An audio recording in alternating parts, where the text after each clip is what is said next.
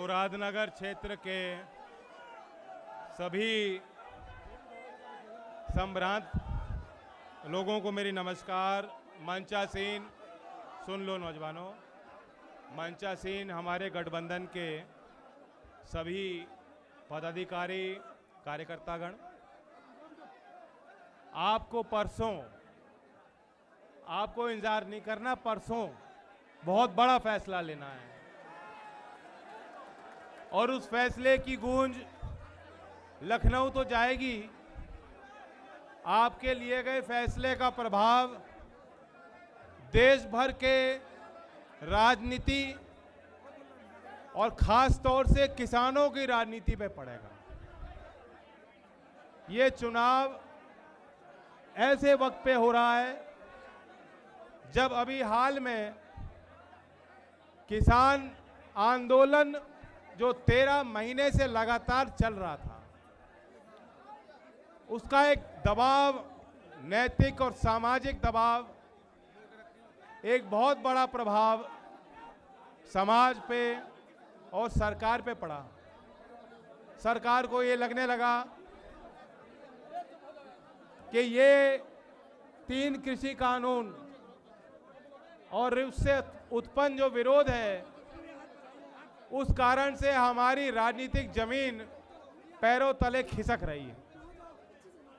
सरकार पीछे तो हटी है, लेकिन कितनी देर उनका ये फैसला टिका रहेगा, ये भी इस चुनाव के परिणाम पर निर्भर है। जो गवर्नर साहब सतपाल मलिक जी बता चुके हैं देश को, वो ही इस पार्टी की सच्चाई है। इस पार्टी के नेता छोटे हो या बड़े हो, इनके दिल में किसान के प्रति कोई संवेदना, कोई भावना नहीं है। बहुत बड़ी बहुमत आपने इनको दी और अब वक्त आया है कि आप हिसाब लो। आर्थिक गतिविधियां आज हमारे प्रदेश और देश में निम्न स्तर पे पहुंच गई हैं।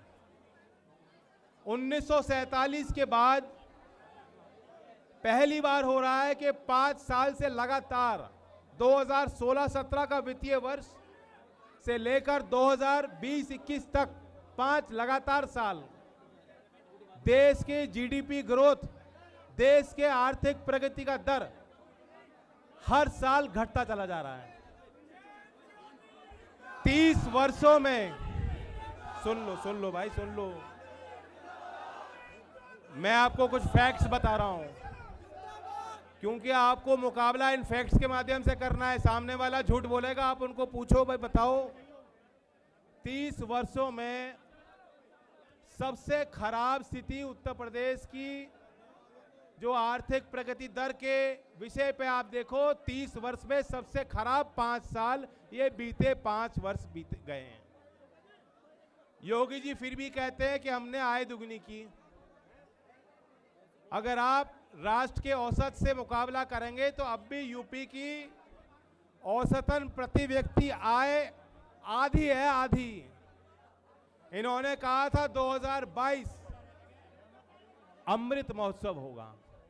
अमृत महोत्सव मतलब उन्होंने कहा कि हर गरीब को मकान दिया जाएगा, किसानों की आय दुगनी हो जाएगी, भ्रष्टाचार मुक्त समाज होगा, सांप्रदायिकता मुक्त समाज होगा।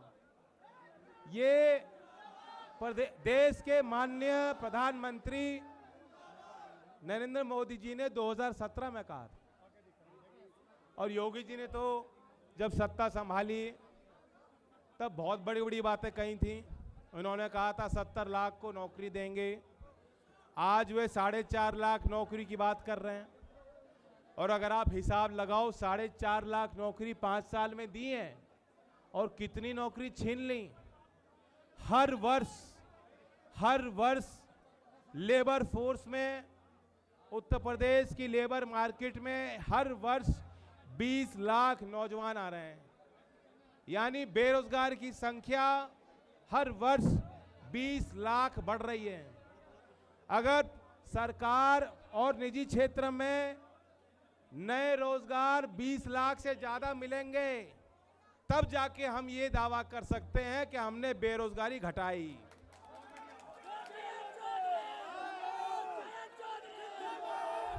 जिस रास्ते पे हम चल रहे हैं, देश में जो इकोनॉमिक ग्रोथ मॉडल हमने अपनाया है, इसका विरोध हम और आप तो कर ही रहे हैं, लेकिन इसका विरोध स्वर्गीय चौधरी चरण सिंह जी भी किया करते थे। चौधरी साहब कहते थे इस बात को, वे चाहते थे कि देश के गरीबों को मुख्य धारा में लाया जाए। देश की तरक्की की नींव देश के गांव और खेत खलियान हो सकते हैं, छोटी प्रशासनिक इकाई हो, छोटे कुटीर उद्योग को बढ़ावा मिले, हस्तशिल्प और कारीगरी में जो जुटे कारीगर लोग हैं, कामगार हैं, उन्हें पूरा सम्मान मिले। यही तो चौधरी चरण सिंह जी की लड़ाई थी। लेकिन आज ये देश के हालात ऐसे हैं कि लगातार जो मजबूत वर्ग है, जो क्रीम है, वो बहुत तेजी से आगे बढ़ रही है। पिछले 5 साल में इस देश के 100 सबसे अमीर लोग, उन्होंने बहुत तरक्की की।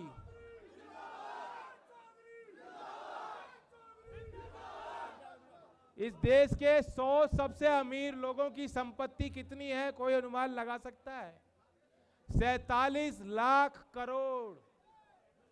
47 लाख करोड़ रुपए, उसमें कितने शून्य लिखने होंगे उसका अनुमान भी आप लोग नहीं कर सकते। इतनी संपत्ति पे कब्जा इस देश के 100 लोगों का है। और पिछले 5 वर्षों में जो देश के 20% सबसे गरीब लोग हैं, उनकी आय आधी हो गई, आधी। तो ये परिस्थितियां हैं। और लेकिन फिर भी दिखावा है, झूठ है, जुमले हैं कि भाई आय दुगनी हो जाएगी, 2022 तक न्यू इंडिया बना देंगे। और रोज शाम को टेलीविजन देखो तो ऐसा लगता है पता नहीं कौन सी जो है सुनहरी चिड़िया हमने ढूंढ ली कि देश तो दुनिया में सबसे ताकतवर देशों में उनकी गिनती हो रही है। ऐसा नहीं है, सच्चाई उससे बहुत अलग है। हमें उत्तर प्रदेश में चुनाव में कुछ एक शुरुआत करनी होगी। आज जो मौजूदा सरकार है, उनके पास कोई विजन नहीं है, कोई प्लानिंग नहीं है, कोई सोच नहीं है। और मैं आपसे बस एक ही सवाल करूंगा, यहाँ मेरे बड़े बुजुर्ग मौजूद हैं। आज चौधरी अजीत सिंह जी के बाद हम सब महसूस कर रहे हैं कि वो नहीं है हमारे बीच, लेकिन उनका आशीर्वाद है। और यहाँ जो बुजुर्ग हैं, अब आप ही का हाथ मेरे ऊपर है, मैं आप पे ही निर्भर रहूंगा। लेकिन मैं आपसे पूछना चाहता हूं,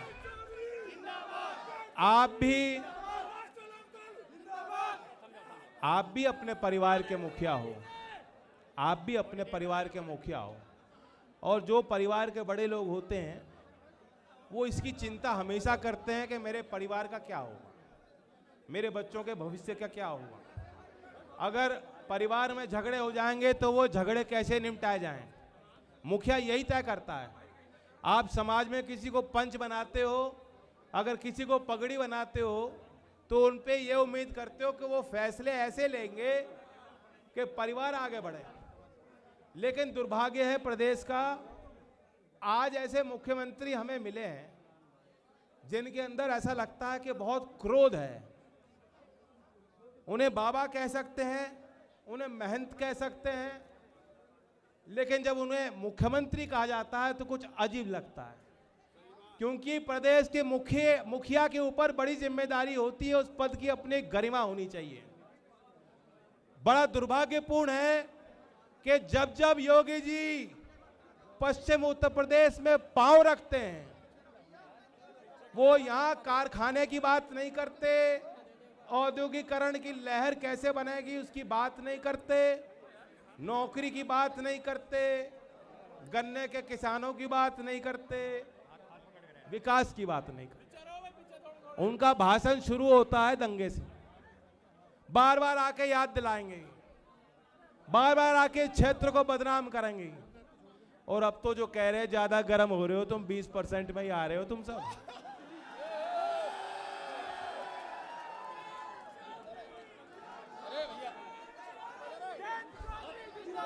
हम और आप भैया मंच पे भी गर्म हो रहे हो, थोड़ा जगह दे दो। तो इस बात का भी जवाब आपको देना है। हमने अपने जो हरी टोपी पहनी है उस पर नारा लिखवाया भाईचारा जिंदाबाद। यहां कोई मौजूद नहीं होगा, यहां जो हर एक व्यक्ति जो मौजूद है उसे बात पसंद आ रही है, उसे बात पसंद आ रही है। वो जानता है कि भाईचारा बनेगा तब विकास संभव है। अरे सुन लें दो, तुम ले नहीं बनने दे रहे। हर दूसरी बॉल नो बॉल फेंक रहे हो, कहां से बल्लेबाजी कहां से करूंगा मैं? अगर भाईचारा नहीं है तो कुछ नहीं है।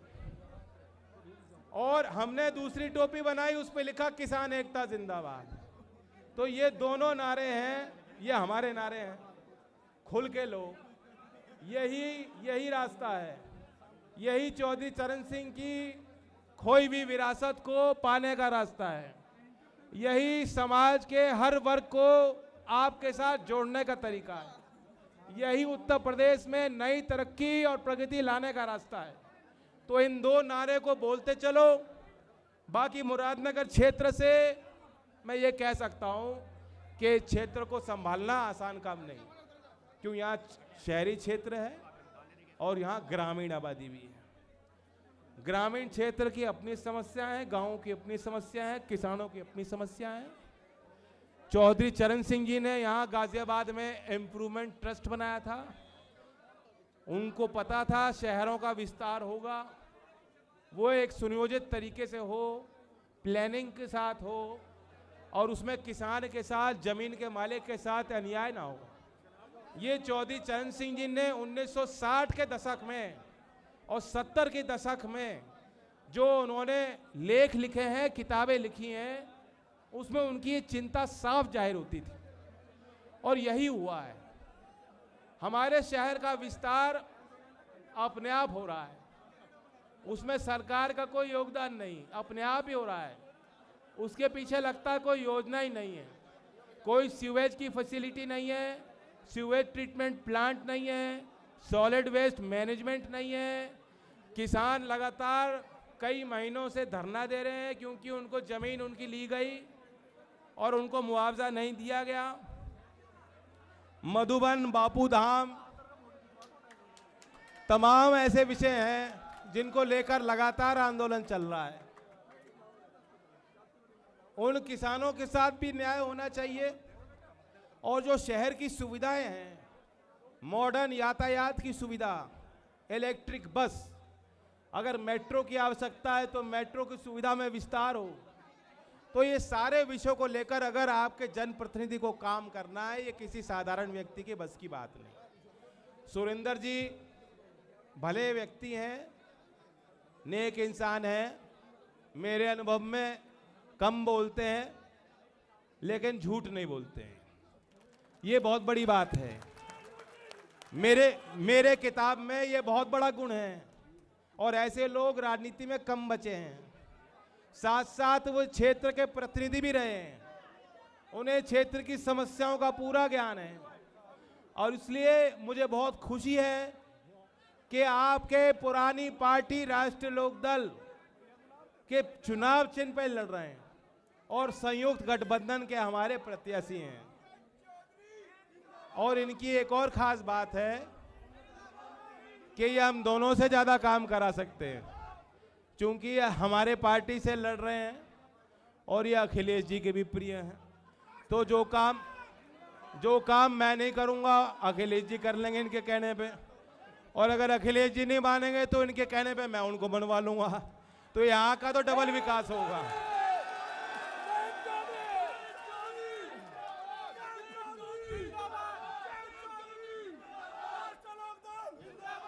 मैं आपसे यही कहूंगा आखिर में, देखो मुझ पे कोई ज़्यादा फर्क नहीं पड़ना, मैं चुनाव नहीं लड़ रहा, मैं कुछ अपने लिए मांगने नहीं आया।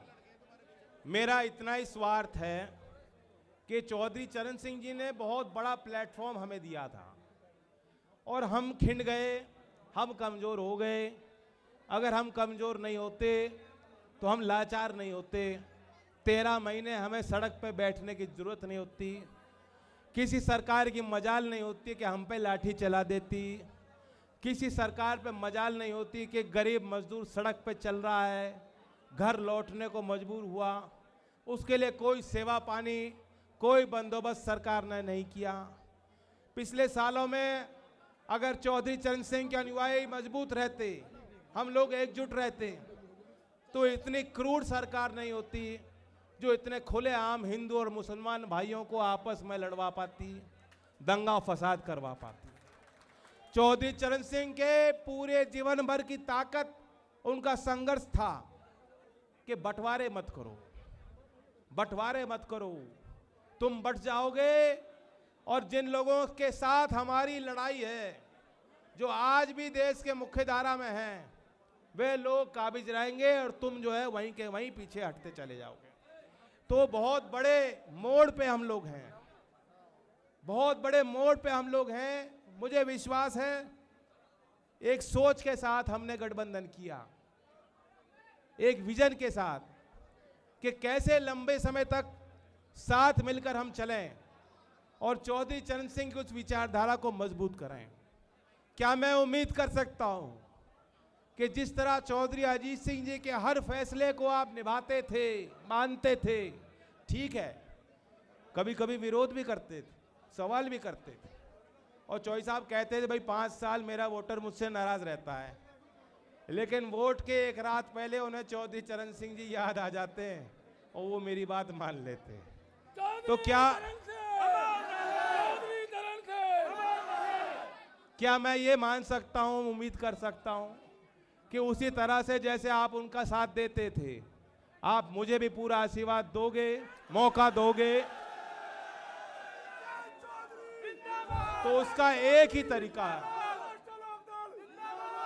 नतीजा जो भी हो मुझे आपके बीच ही रहना है, मुझे कोई ज्यादा फर्क नहीं पड़ता। मेरी भाषा बदलेगी नहीं, मेरा रास्ता बदलेगा नहीं, मेरा संघर्ष रुकेगा नहीं, लेकिन अगर आप मुझे मजबूत करना चाहते हो तो एक ही रास्ता है, इस क्षेत्र से दाएं बाएं देखने की जरूरत नहीं। सुरेंद्र जी को भारी मतों से विजयी बनाओ। सुरेंद्र जी कह रहे हैं मुन्नी जरूर लिखो, मुन्नी तो सुरेंद्र मुन्नी जी को भारी मतों से विजयी बनाओ और गाजियाबाद के सभी सीटों पे, गाजियाबाद जिले की सभी सीटों पे गठबंधन के सभी प्रत्याशियों पे जोर लगा के उन्हें विधानसभा पहुंचाओ, तब मैं समझूंगा कि आपने मुझे आशीर्वाद दिया। धन्यवाद। जय हिंद, जय भारत।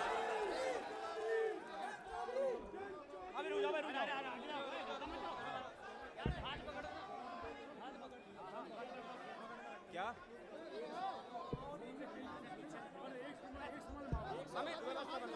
कह दी मैंने, जितनी कह दी उससे ज्यादा करेंगे।